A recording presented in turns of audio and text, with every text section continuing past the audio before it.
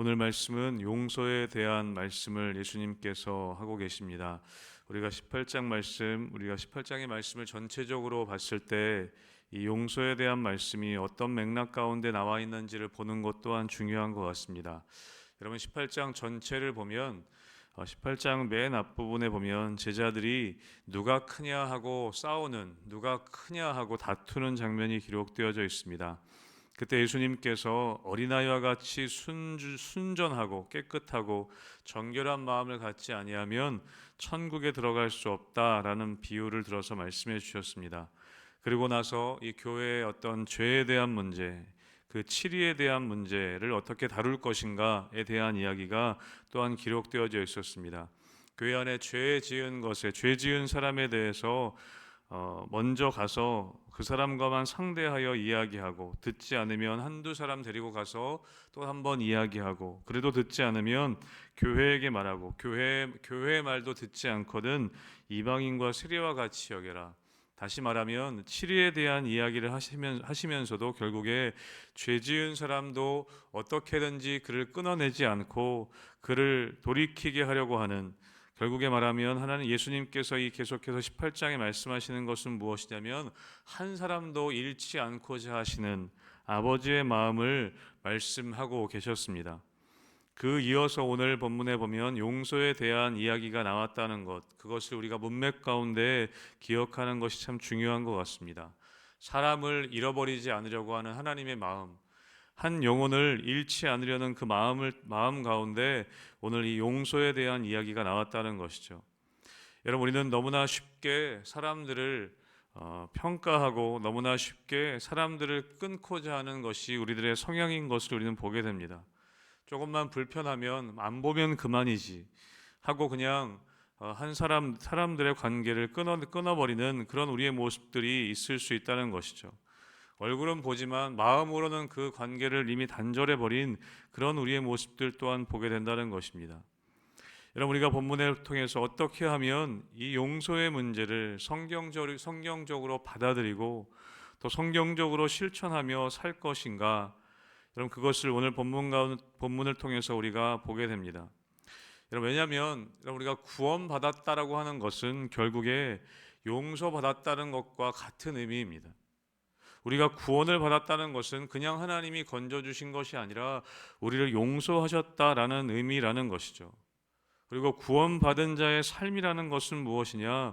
용서받은 자가 용서하며 살 수밖에 없는 일이기 때문에 여러분, 우리가 정말 구원을 받았다면 여러분, 용서라는 것은 선택이 아니라 우리가 용서하지 않으면 안 되는 그런 삶이 바로 구원받은 자의 삶이라는 것을 말씀하고 계십니다. 여러분, 오늘 베드로는 예수님께 나와서 오늘 질문합니다. 오늘 21절에 이야기하고 있죠. 베드로가 나와 이르되 주여, 형제가 내게 죄를 범하면 몇 번이나 용서하여 주리이까? 7번까지 하오리이까? 여러분, 사실 7번은 완전수이죠. 오늘 베드로는 굉장히 큰 마음을 가지고 7번 정도 용서하면 되겠습니까? 라고 오늘 예수님께 물었습니다. 그때 예수님 뭐라고 말씀하십니까? 내게 이르노니 7번뿐 아니라 7번을 70번까지라도 할지니라 라고 말씀하고 있습니다. 여러분, 7번을 70번까지 그냥 단순히 숫자의 문제가 아니라 이것은 횟수의 제한 없이 용서하라는 예수님의 말씀이라는 것이죠. 그냥 용서하라는 것입니다. 무조건 용서하라는 것입니다. 여러분, 그런데 정말 우리가 무한히 용서한다는 것이 가능한 일일까? 여러분, 우리가 3-4번 용서하기도 사실은 힘든 것인데 정말 7번을 70번까지라도 정말 무한하게 우리가 용서하며 살아갈 수 있을까? 여러분, 이것은 사실은 불가능한 일이라는 것을 우리가 알 수 있습니다. 여러분, 여기서 우리가 인정해야 할 것이 있는데 그것은 무엇이냐면 여러분, 우리가 용서라는 것은 내 안에 없는 성품이라는 것을 우리는 먼저 인정해야 합니다. 여러분, 우리는 우리의 힘으로 다른 사람을 용서할 수 없습니다. 여러분, 용서했다고 우리가 말은 하지만 여러분, 사실은 우리 안에 감추어 두고 있는 것뿐이지, 그냥 누르고 있는 것뿐이지, 여러분, 또 다른 일이 생기면 우리 안에 감추어져 있던 것들이 다시 올라올 때가 너무나 많습니다. 여러분, 우리가 가족 간에도 우리가 가까운 이웃들, 우리 성도들 간에도 용서했다고 말은 하지만 우리가 또 다른 일을 경험하게 되면 옛날에 있었던 일까지 다시 한번 다 기억나면서 여러분 용서하지 못했던 나의 마음을 우리는 금방 보게 되는 것이죠. 나한테 어떻게 말했었는지, 나한테 어떻게 행동했었는지 우리는 다 기억하고 있는데 다 기억하면서 우리가 어떻게 용서할 수 있겠습니까? 여러분, 그래서 우리는 먼저 우리가 인정해야 할 것이 무엇이냐면 용서라는 것은 나한테 있는, 내 안에 있는 내가 행할 수 있는 능력이 아니라는 것을 우리는 먼저 인정해야 합니다. 여러분, 용서라는 것은 밖에서 나에게 들어와야 하는 것이지 내가 할 수 있는 능력이 아니라는 것을 우리는 기억해야 한다는 것이죠. 여러분, 그러면서 오늘 예수님께서는 이 용서에 대한 말씀을 하시고 나서 23절부터 비유를 들어서 말씀하십니다. 이런 비유를 들어서 말씀하실 때 어떤 비유입니까? 1만 달란트 빚진 자의 비유를 말씀하고 있습니다. 여러분, 왜 용서를 예수님께서는 무한히 해야 한다고 하시면서 1만 달란트 빚진 자의 종의 비유를 들어서 말씀하시겠습니까?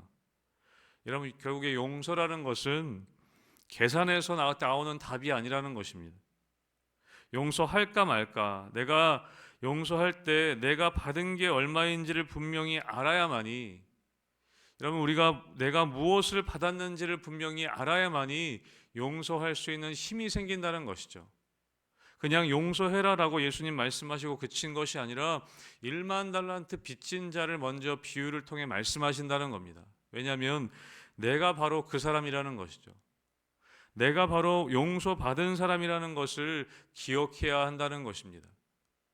그렇기 때문에 오늘 예수님께서는 1만 달란트 빚진 자에 대한 비유를 우리에게 먼저 해주고 계십니다. 여러분, 23절에 보면 이렇게 되어 있습니다. 그러므로 천국은 그 종들과 결산하려 하던 어떤 임금과 같으니 결산할 때에 1만 달란트 빚진 자 하나를 데려오매 갚을 것이 없는지라 주인이 명하여 그 몸과 아내와 자식들과 모든 소유를 다 팔아 갚게 하라 하니 그 종이 엎드려 절하며 이르되 내게 참으소서 다 갚으리이다 하거늘 그 종의 주인이 불쌍히 여겨 놓아 보내며 그 빚을 탕감하여 주었다라고 기록하고 있습니다.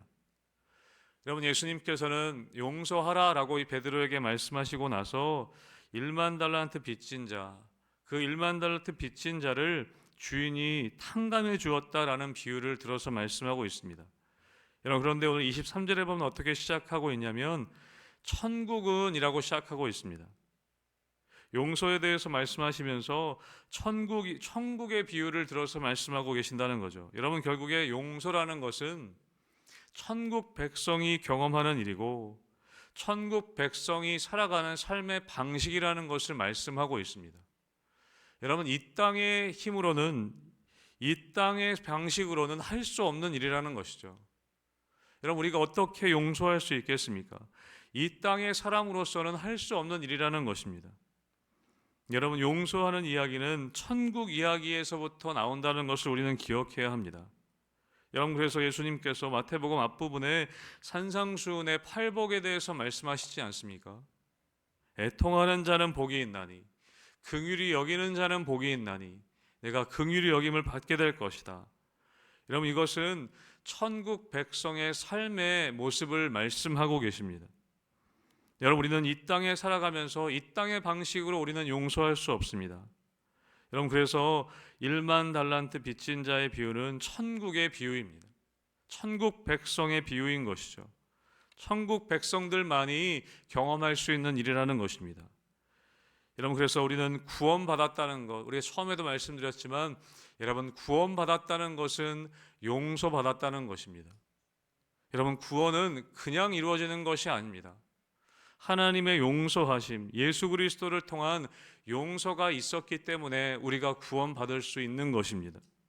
우리 죄가 그냥 없어진 것이 아니라 예수님께서 우리의 죄를 지시고 십자가에 죽으셨기 때문에, 여러분, 그것을 통해 하나님께서 우리를 용서하셨기 때문에 우리가 구원받을 수 있었던 것입니다. 구원받을 수 있는 것이죠. 사랑하는 성도 여러분, 이 사순절 기간 가운데 여러분 다시 한번 구원의 은혜를 회복하게 되시기를 주님의 이름으로 축복합니다. 그리고 우리가 구원받은, 우리가 용서받은 그것이 얼마나 큰 것인지. 여러분, 1만 달란트라는 것은 우리가 계산을 많이 해보지 않습니까? 계산해 보면 6조 정도 된다라는 이야기도 하는데요. 여러분, 결국에 1만 달란트라는 것은 가장 큰 단위입니다. 당시에 가장 큰 단위, 갚을 수 없는 빚이라는 것을 표현하는 것입니다. 여러분, 우리가 그런 빚진 자였다는 것을, 또 우리가 그런 빚을 탕감받았다는 것을 여러분, 우리가 기억해야 한다는 것이죠. 여러분, 우리가 그 기억이 없어질 때, 여러분, 오늘 우리는 100데나리온 빚진 자를 용서하지 못하는 이 사람의 모습과 다르지 않다는 것입니다. 다를 수 없다는 것이죠. 여러분, 오늘 그 이어서 예수님께서 또 뭘 말씀하십니까? 그렇게 1만 달란트를 탕감받았는데 28절에 나옵니다. 그 종이 나가서 자기에게 100데나리온 빚진 동료 한 사람을 만나 붙들어 목을 잡고 이르되 빚을 갚으라 하매 그 동료가 엎드려 간구하여 이르되 나에게 참아 주소서 갚으리라 하되 허락하지 아니하고 이에 가서 그 빚을 갚도록 옥에 가두었다라고 말씀하고 있습니다. 여러분, 그 10,000달란트 빚을 탕감받은 사람이 나가서 100데나리온 빚진 자를 용서하지 않았다는 것이죠. 여러분, 우리의 모습이 그럴 수 있다는 것입니다. 왜 이렇게 합니까? 금방 잊어버렸기 때문에 그렇습니다. 내가 지금 어떤 은혜를 받았는지, 내가 얼마나 많은 빚을 탕감받은 자였는지를 잊어버리고 내가 빚준 100데나리온에게만 관심을 갖고 살아갔다는 것입니다. 그를 고소하여서 옥에 가두었습니다. 탕감받은 사실을 기억하고 거기에 걸맞은 삶을 살아가야 하는데 자기가 100데나리온 빌려준 그 사람을 용서하지 못하는 모습을 보여주고 있다는 것이죠. 오늘 본문에 나가면, 근데 본문에 보면 이렇게 되어 있습니다. 28절에 보면 그 종이 나가서라고 되어 있습니다. 밖에 나가서. 여러분, 100데나리온 빚진 자를 용서하지 못했습니다. 그래서 어떻게 됩니까? 31절에 보면 그 동료들이 그것을 보고 몹시 딱하게 여겨 주인에게 가서 그 일을 다 알렸다라고 기록하고 있습니다. 여러분, 우리가 안에서는 은혜 받고 밖에 나가서는 이렇게 살면 안 된다는 것입니다. 이런 10,000달란트 빚졌던 사람이 안에서는 탕감받고 은혜를 경험했는데 밖에 나가서는 100데나리온 빚진 자를 용서하지 못하는 삶을 살았다는 것이죠. 여러분, 우리의 삶이 이래서는 안 된다는 것입니다. 교회 안에서는 은혜 받은 삶처럼 살아가는데 밖에 나가서는 그렇지 않은 삶. 여러분, 그럴 때 어떻게 됩니까? 그 동료들이 다 그것을 보고 주인에게 알렸다는 것입니다. 여러분, 우리 밖에 나갔을 때 삶을 사람들은 보고 있습니다. 누군가는 우리의 삶을 보고 있습니다. 우리가 어떻게 살아가는지 다 지켜보고 있다는 것이죠. 여러분, 안에서는 은혜 받고 밖에 나가서 이렇게 살면 안 되는 것. 여러분, 밖의 삶이 사실은 우리의 진짜의 삶입니다. 우리가 안에서는 10,000달란트 빚진 자처럼 탕감받은 자처럼 눈물 흘리고 예배드리는데 밖에 나가서는 그렇게 살지 못한다면 여러분, 사실은 우리가 그 은혜를 우리가 기억하지 못하는 삶이라는 것이고 그 은혜에 대한 진짜 삶을 살지 못한다는 것을 보여주는 것입니다. 사랑하는 성도 여러분, 구원은 용서의 사건입니다. 여러분, 구원받은 사건은 용서받은 사건입니다. 용서받을 수 없는 죄인이 용서받은 사건이고 용서받을 수 없는 죄인이 용서를 받았기 때문에 여러분, 우리의 삶은 용서해야 하는 삶이라는 것을 예수님이 오늘 말씀하고 계십니다. 여러분, 성경에 보면 그렇게 용서받을 수 없는 죄인이 용서받고 용서하는 삶을 살아가는 사람들의 이야기로 가득합니다.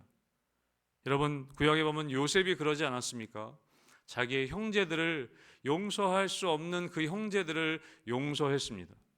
이런 마지막에 창세기 50장에 뭐라고 이 요셉이 고백합니까? 내가 하나님을 대신하리이까. 그 형들이 무서워서 떨 때에 자기들에게 복수하지 않을까라고 그렇게 무서워 떨 때에 요셉이 이야기합니다. 내가 하나님을 대신하리이까.